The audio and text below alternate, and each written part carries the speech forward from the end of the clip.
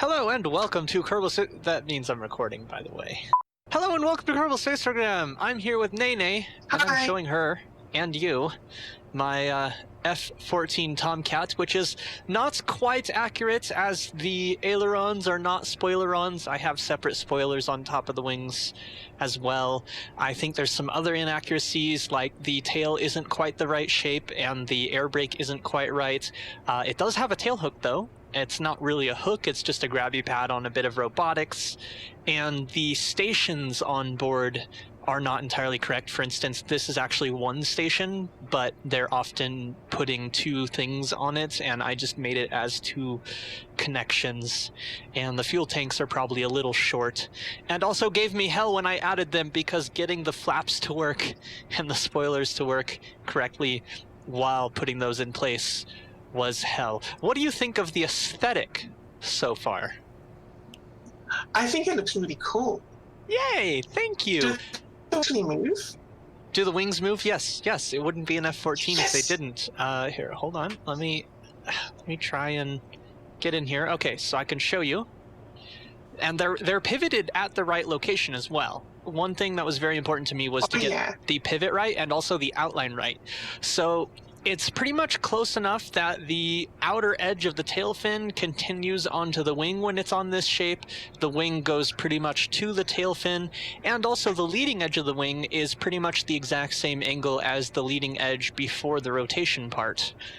And those are kind of the key.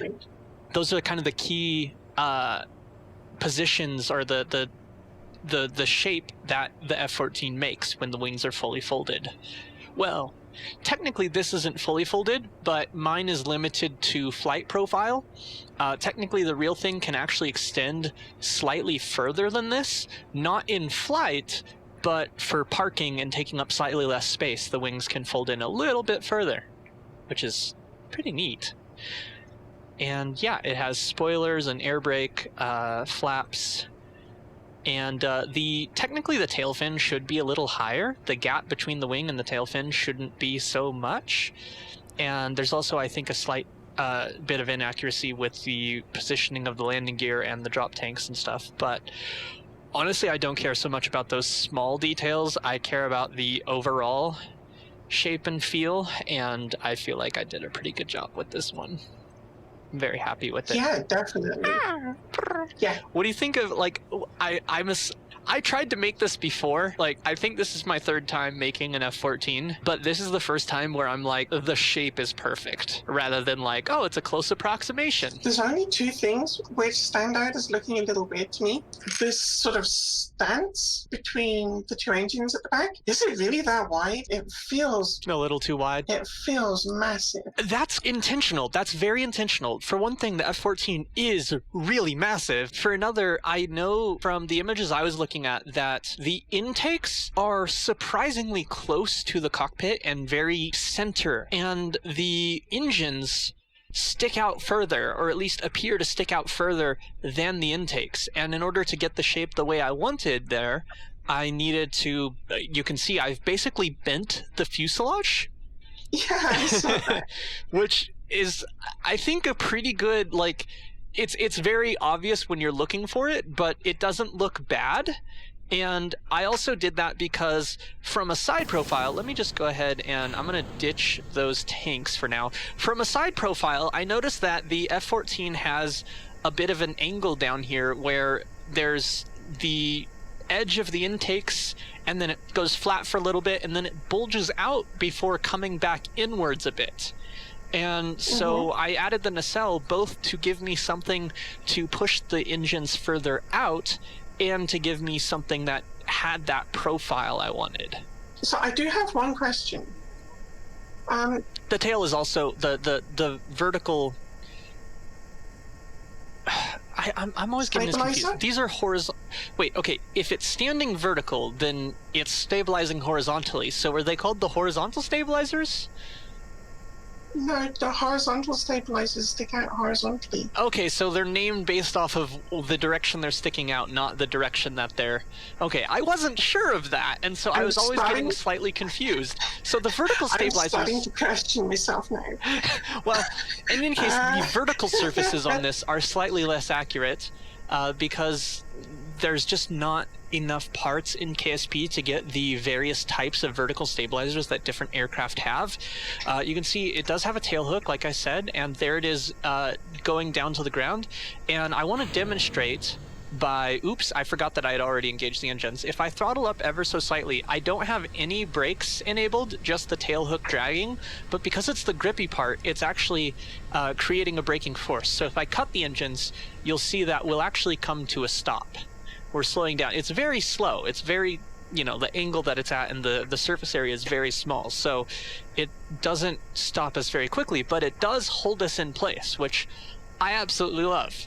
Also, here's the flaps deploying. They could deploy more, but I specifically limited them like this for controllability because flaps don't work in KSP like they do in real life. And in order to get it to both look right, or at least mostly right, and actually function, I compromised, of course. So the second thing which sticks out to me is that rear cockpit on backwards? Yes. Am I just imagining? Yes, okay. It's on backwards, but it looks better than if it were the other way. It's a lot harder to put two of these cockpits together, both facing the same direction, and make it look more like a two-seater. And so again, compromise for the aesthetic. Fair enough. Okay, so given it has a tail hook, is that experimental carrier on this save? No, it is not, and that's a terrible idea. I like your thinking, but that's a terrible idea. I'm not at all going to try to do that. But it theoretically has the capability. Now, unfortunately, because this is KSP, the robotic parts have a huge amount of flexibility. So let me get us up to about 100 meters per second here. And then I'm going to pull up as hard as I can. And you can see that the wings lift dramatically. Yeah, it's not the best. And it is unfortunate for this design. But, woo, I thought I was going to crash there, to be honest. And I've accidentally deployed the landing gear. Oh, I thought I did. Okay, I guess I didn't. But regardless, I'm still happy with the design. The main thing is, just don't look at it while you're turning. That's basically what I have to say. Don't look at it while you're maneuvering in any way, because the wings will flex horribly. And technically, I could use larger robotic parts to fix that, but that increases the mass, obviously, and it's harder to hide those. And I didn't want to mess around with trying to fix it up better that way. I just went like, this is the good compromise between looks and functionality that I wanted. It's only birds where the wings are supposed to flap. So I have an idea. The real thing, I'm going too fast. I can't really get a good click here. I keep clicking. There we go. Rotation servo. Okay. So, in real life, one of the things that they wanted to test with the design was whether or not it could, what's the word I'm looking for? Whether or not it could fly if one of the servos failed and we had to have it in a state like this. Oh, whoops, hold on. I need to remove this one from symmetry as well. Now we deploy just this one.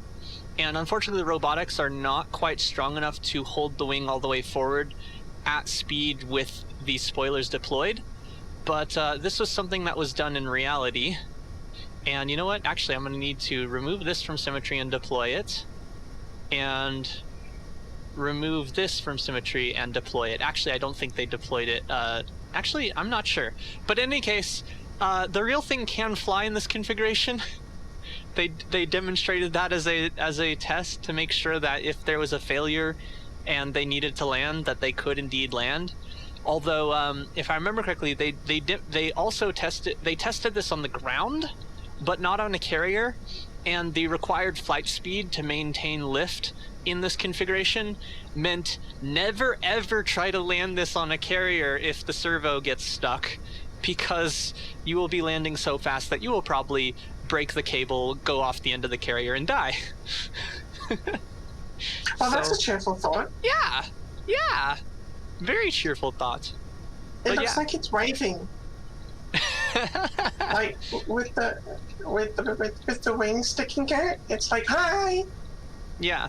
An interesting fact about the real one that I didn't replicate because KSP, there's no way to make this automatically happen. If there was a way to make it automatically happen, I would have done it. But in reality, the control surfaces on the wings quit being ailerons when they're folded back, and the horizontal stabilizers and pitch control surfaces become both aileron control, roll control and pitch control when it's in the rear configuration.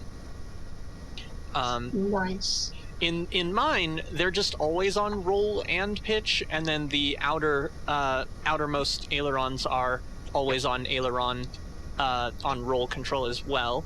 I've also reduced their authority to only 6 degrees because 2 reasons. One is that when they're in the far out configuration, they stick out so far that if I left them on their max configuration, you'd be very easy to lose control by rolling too hard in this. Oh, and the other reason is because of the flex in the robotic parts, the what do you call it? Because of the flex in the robotics parts, having strong control surfaces on the wings is a mistake, because especially with roll, because you will always have slight asymmetries in the wings, and just because of that instability. And so having those slight instabilities while you're trying to control your roll, especially at lower speeds, is a recipe for disaster. Speaking of disaster, I don't know how well... Go around. Okay, it's time to go around. Yeah. Also, probably shouldn't attempt this landing on the island runway because the island runway is a bit... in all dimensions, it is smaller, and that is not so good for this. One thing I have noticed in this configuration with the spoiler fully deployed, we are flying sideways, and that was the biggest difficulty in that landing right there. I'm gonna go ahead and try I'm gonna get our throttle up a little bit higher and pulling us around. I'm just trying to decide whether I want to go ahead and land on the island runway anyhow or not. I think I'm gonna do it anyhow, to be honest. So I'm just gonna...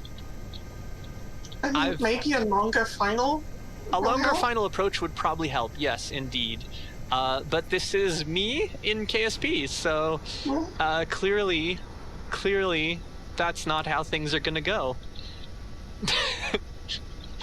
Well, I was very surprised. Nothing exploded. Yet. That's always the key word, yet. Alright. The hardest part of this is actually going to be braking. Well, actually the 2 hardest parts are both touching down sideways, and then braking, because the braking is going to be slightly asymmetric, but it's okay. And I even managed to turn us to correct our angle from going into those, whatever they are, remains of buildings that are out here. And you can see we've also successfully landed it. I didn't even hit a wing on the ground. There was no wing strike in that landing. And you didn't use the full length. Oh, yeah. I guess so. I didn't think about that, but... I mean, when did I touch down? I touched down, I don't know. Pretty much on the numbers. Oh, okay. I mean, there's no numbers, but okay. Okay, if there were numbers, you would. But I'm surprised how well that flies like that. Like, that does not look like a good idea. Yeah, right? I think it's kind of a testament to this design, honestly, that it flies that well. Like, it's very stable. Oh, we have the work-in-progress version. You know what? I'll fly this one that's just sitting out here. Oh, what's different about it? So what's different about this one is probably nothing, to be honest. There might be a slight difference in control surfaces, but this is most likely the same version as my final variant. which is what I was flying a moment ago. The reason it has 2 in the name is because in the progress of working on these, I had all those problems with the control surfaces paradoxically choosing to be inverted, and while I was having those problems, I decided, basically I saved one version when I got it working at all, and then I started working on the version with drop tanks, and I started saving that under a different version in case somehow it would never work again, so that I'd at least have a version without drop tanks. Yeah, always a good idea to have backups. Yeah, basically. Yeah, I'm really happy with how I got the top surface done, as well as the bottom somewhat. I was really uncertain about how to get the slope down from the cockpit to the flat surface on the back. And basically, I took a tail connector A, and I actually rotated it down slightly more than it would if it were just attached by default. And then just put the top surface on somewhat near the top. I actually had to change the position of it slightly in order to hide...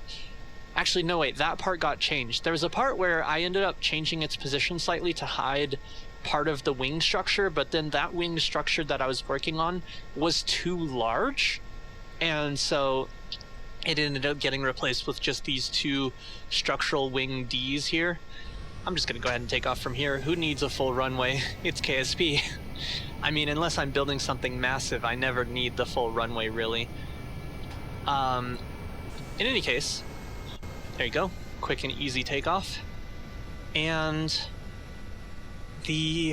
what was I going to say about that? Oh yeah, it actually was also longer originally. I had a little bit more length on the rear with a couple of these FLT-100 fuel tanks, obviously without their oxidizer in them, before getting to the engines. But when I started working on the shape for where the wing would be mounted, I basically had a temporary wing mounted on the back onto the fuselage directly, just for testing the position that the wings should fold back into. And then I started working on the wing mount. And then when I went to fold this back into position to make that shaped the way I wanted, I realized that there was too much of a gap. I couldn't get it in the right place in the front and the right place in the rear. And so I brought the tail forward, and that definitely ended up being the right choice, also for the center of lift and center of mass, as well as for getting the wing shape correct. Oh, it really does look good.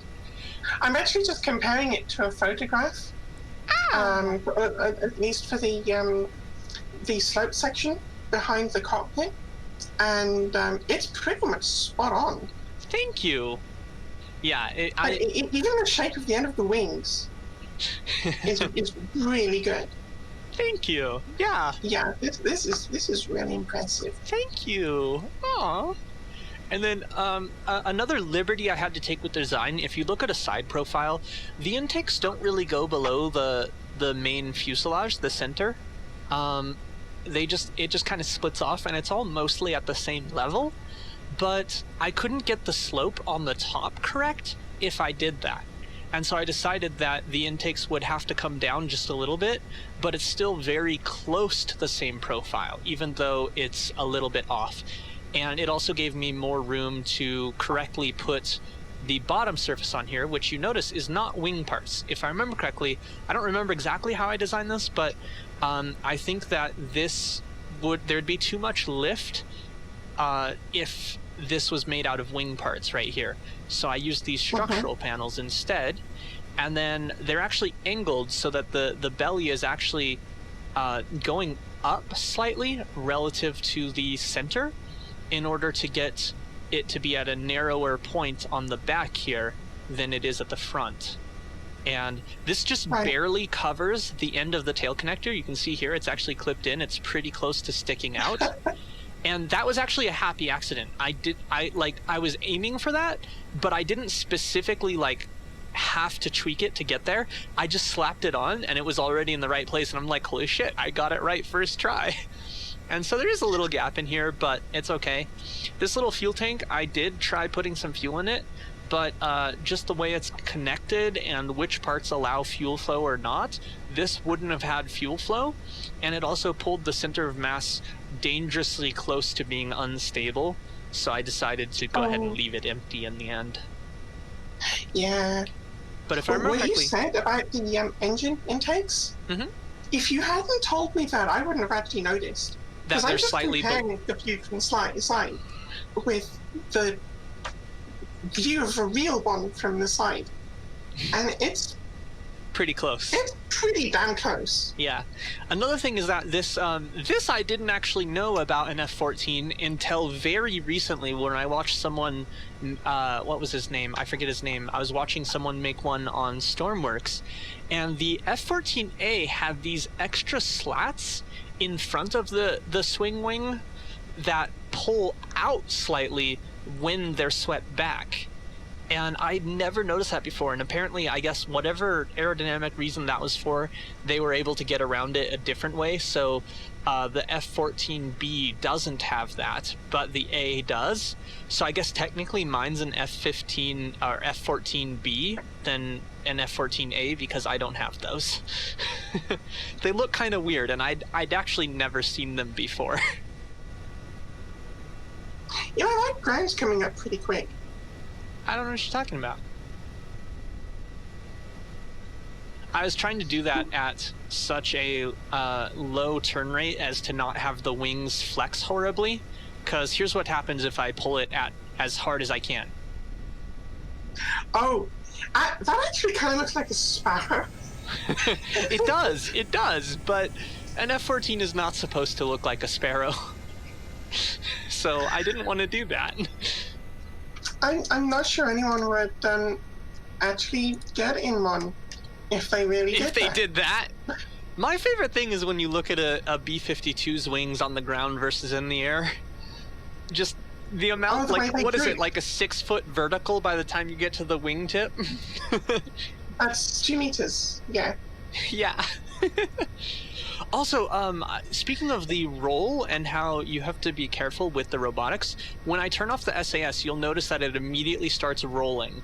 In this case, it's to the left, and sometimes I think if you get it right, it'll roll to the right. There may be a slight asymmetry in how some of the central parts are placed, and that's why it's consistently rolling to the left right now. But that's kind of unavoidable in getting the shape. Well, actually, technically, I just thought of a way that I could avoid that, but it would be far more effort than is really necessary in my opinion. And it's like, yes, it does have a slight roll problem, but that's what SAS is for, really, and is hardly noticeable. It's only really if you're looking for it, like I was just now. There's something else I was going to say. Oh, yes. Another, like, small tweak in the design. The wings are actually placed slightly lower than they visibly are right this moment. And that's because, again, the flex in the robotics parts, while flying, the wings are pulled up ever so slightly. And so I specifically position them a little lower than I otherwise would, so that when they're pulled up, they're pulled into a position that I like the look of better. It's a very subtle difference, but it means the difference between the wings like constantly clipping through the top or having the ability to move a little bit without them clipping through. I love how you demonstrated that by making the wings clip through the top. Oh yes, that was intentional. That was to demonstrate that, like, yes, you can make them clip through the top, and they would clip through the top worse if I didn't do that. But yeah, now that we've had a full demonstration, let's crash this one into the ground at full speed. Oh wait, I'm hitting... That seems a little unfortunate. Oh! At the last moment I decided to see if I could change my mind. I could not. Okay, this is a complete accident, but this is realistic to the real thing somewhat. The structural wing Ds that made up the rotational pivot are the majority of what's left of the craft after the crash, and reality, that's the strongest part of the aircraft. Every time that an F-14 has gone down, the frame where the wings pivot on is the only part that is never damaged in a crash. Like, it has never on record been damaged. And I just like that. Oh yeah, the only wing pieces that survived are those. Yeah, it looks like Kerbal confetti. There's 8 of those structural wing Ds that make up the pivot point. And so, excuse me, so there's 1, 2, 3, 4 here. And then there's 1 over there, so there's 5 out of 8 still around. After that. And welcome to this episode of Tangent's Air Crash Investigation. Right? Well, in any what case, would you say the cause of this crash was? pilot error. Something happened. Big Bang happened. Why will it not let me revert the flight now? I was going to revert it. I was going to undo this, and it's like, nah, you're not allowed.